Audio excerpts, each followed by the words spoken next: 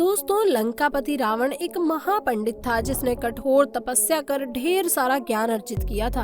रावण की एक पत्नी थी जिसका नाम मंदोदरी था और वह उससे अति प्रेम करता था। लेकिन रामचरितमानस के अनुसार जब रावण ने सीता का हरण कर लिया था तब उसके बाद श्री राम वानर सेना सहित समुद्र पार करके लंका पहुंच गए थे। तब मंदोदरी डर गई और उसने रावण के पास जाकर कहा कि आप युद्ध ना करें और सीता को वापस कर दे, पति श्री राम के हवाले कर दे और उनसे क्षमा मांग ले। यह सुनने के बाद रावण अपनी पत्नी पर जोर जोर से हंसने लगा और महिलाओं के 4 अवगुणों को सुनाने लगा, जिसे जानकर आप भी यही कहेंगे कि रावण ने औरतों के बारे में सच कहा था।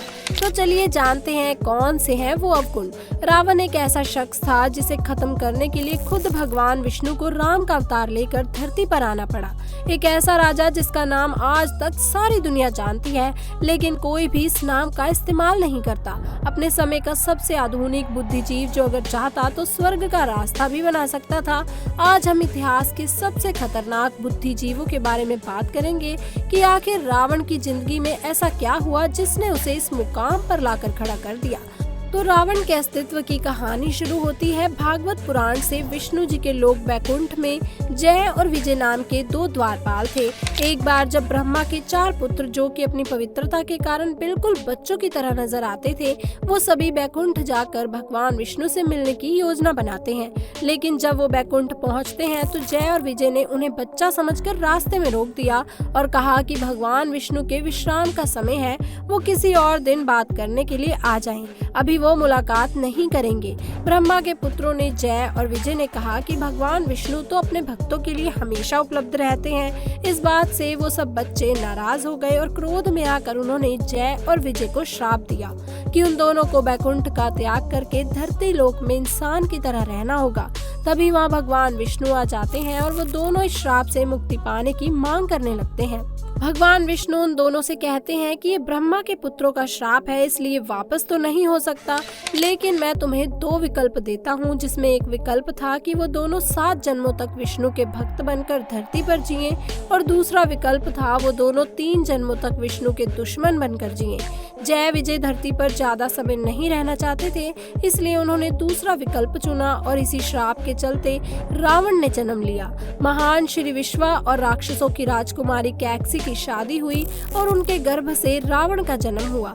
यही वजह है कि रावण के अंदर अपनी माता की तरफ से राक्षसों के गुण और शक्तियां मौजूद थी, तो वहीं पिता की तरफ से ब्राह्मण की तीव्र बुद्धि बचपन से ही मौजूद थी। शास्त्रों में बताया गया कि रावण एक ऐसा शख्स था जिसने न केवल भगवान राम से दुश्मनी ली थी, बल्कि मरते मरते स्त्रियों के बारे में 3 ऐसी बातें भी कही थी जिनके बारे में जानने के बाद आप ये सोचने पर मजबूर हो जाएंगे कि रावण ने ये बातें क्यों कही थी। अब पूरी दुनिया रावण को एक बुरे इंसान के रूप में याद करती है और इसी वजह से दशहरे के दिन पूरे देश में रावण का पुतला भी जलाया जाता है। लेकिन एक बात ये भी सच है कि रावण भगवान राम से भी ज्यादा ज्ञानी था, लेकिन उसने माता सीता का हरण करके खुद अपनी मौत को बुलावा दिया था। भले ही रावण ने सीता का हरण किया था, लेकिन इसमें कोई शक नहीं कि रावण की सहज शक्ति की वजह से ही सीता जी की मर्यादा बची रही थी। माता सीता का हरण करने के बाद भी रावण ने कभी उनके साथ दुर्व्यवहार नहीं किया था। यहाँ हमारा मकसद रावण को अच्छा बताना नहीं है, बल्कि ये कहना चाहते हैं कि इंसान की एक गलती ही उसकी पूरी जिंदगी तबाह कर सकती है, और यही कुछ रावण के साथ हुआ। फिलहाल हम आपको उन बातों के बारे में बताने जा रहे हैं जो रावण ने मरते मरते स्त्रियों के बारे में कही थी। आइए जानते हैं कौन सी हैं वे 3 बातें जो रावण ने कही थी। दोस्तों, सबसे पहली बात जो रावण ने कही थी, स्त्रियां झूठी होती हैं। स्त्रियां अक्सर झूठ बोलती हैं क्योंकि वो कोमल हृदय वाली होती हैं, जो कि अक्सर अपनों की बातें छुपाने के लिए झूठ बोल देती हैं और बुराई का कारण बनती हैं। रावण के अनुसार पत्नियों में जो दूसरा गुण देखने को मिलता है वह है उनकी निरंतर झूठ बोलने की आदत। ऐसा नहीं है कि वे पल पल झूठ बोलती हैं, लेकिन वे बातों को छिपाने के लिए अक्सर झूठ का सहारा ले लेती है। यह सत्य है। पूर्ण रामायण काल में मंदोदरी ने भी रावण से कई झूठ बोले। कई बार उसने रावण से बातें छिपाई। इतना ही नहीं, युद्ध के दौरान मंदोदरी ने दुश्मन का साथ भी दिया। रावण के अनुसार पत्नियां अक्सर झूठ बोलकर खुद भी फंसती हैं और अपने पति को भी दुविधा में डाल देती हैं, लेकिन सच एक न एक दिन सामने आ ही जाता है, फिर उन्हें इस बात का पछतावा भी होता है। दोस्तों रावण ने दूसरी बात ये कही थी कि एक स्त्री के पेट में कोई बात नहीं पच सकती।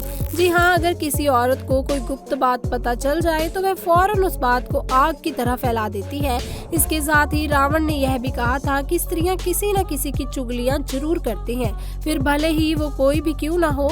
अगर स्त्रियों से कोई बात साझा की जाए तो वह इसे ज्यादा देर तक छुपा नहीं पाती, वे किसी न किसी को इसके बारे में जरूर बता देती हैं और इस तरह ये बात सब लोगों को पता चल जाती है। स्त्रियां पीठ के पीछे हर किसी के बारे में चुगलियां भी जरूर करती हैं, चाहे वे उनके घर वाले हों या फिर कोई और। हमें किसी के बारे में चुगली नहीं करनी चाहिए, इससे हम पाप के भागीदार बनते हैं। दोस्तों रावण ने ये कहा था कि स्त्रियां बहुत ही स्वार्थी स्वभाव की होती हैं, यानी कि वे काफी मतलबी होती हैं। दोस्तों महिलाएं स्वार्थी और जिद्दी होती हैं और अपनी जिद को पूरा करने के लिए वो कहानियां गढ़ने और मुंह माई मायावी खेल भी खेल जाती हैं। रावण ने पत्नियों के जिस चौथे अवगुण की बात की थी वह उनके माया रचने का अवगुण है। उसके अनुसार ये स्त्रियों की एक कला है, वे जानती हैं कि किस समय क्या करना है ताकि परिस्थिति उनके अनुकूल हो। रावण के अनुसार स्त्रियां अपने खुद के स्वार्थों को पूरा करने के लिए कई प्रकार की माया रचती हैं। दुनिया उनकी इस माया से बेखबर होती है। अपना काम सिद्ध कराने के लिए महिलाएं क्या क्या करती हैं, इसकी भी चर्चा की है लंकापति रावण ने। रावण की राय में अपनी बात मनवाने के लिए स्त्रियां रूठती हैं, रुष्ट होने का नाटक करती हैं, कई बार प्रलोभन भी देती हैं और साथ ही जब जरूरत पड़े तो कार्य सिद्ध कराने के लिए सामने वाले व्यक्ति को हर तरीके से मनाती भी हैं, लेकिन अंत में अपना काम करवा ही लेती हैं। स्त्रियां विभिन्न विभिन्न रूपों से अपनी बात को अलग अलग तरीके से मनवा लेती हैं। कभी वे माँ बनकर डांटती हैं तो कभी बेटी बनकर प्यार से अपनी बात पूरा करवाती हैं, कभी वे रो देती हैं तो कभी वे चुप रहकर ही बहुत कुछ बोल देती हैं। दोस्तों चौथी बात रावण ने बताई थी कि महिलाएं बहुत जल्दी घबरा जाती हैं। यद्यपि महिलाएं साहसी होती हैं, लेकिन विकट परिस्थिति आते ही वो जल्दी हथियार डाल देती हैं। रावण ने पत्नियों के जिस पांचवें अवगुण की बात की है वह है उनका डरपोक होना। स्त्रियां बहुत जल्दी घबरा जाती हैं। परिस्थिति में यदि वे अचानक बदलाव देख लें तो डर जाती हैं कि आगे क्या होगा। मंदोदरी ने भी कुछ ऐसा ही बर्ताव किया। जब उसे मालूम हुआ कि श्री राम जो स्वयं शिव जी के परम भक्त हैं, वे रावण से युद्ध करने के लिए लंका पहुंच गए हैं, तो उसे अपने पति की मृत्यु का भय सताने लगा और इसी डर के कारण उसने अपने पति को युद्ध न लड़ने की सलाह दी और अपना बल दिखाने से पहले ही हार मान लेने और क्षमा मांगने के लिए कहा। तो दोस्तों यह थी वह कुछ बातें जो लंकापति रावण ने मरने से पहले स्त्रियों के बारे में कही थी।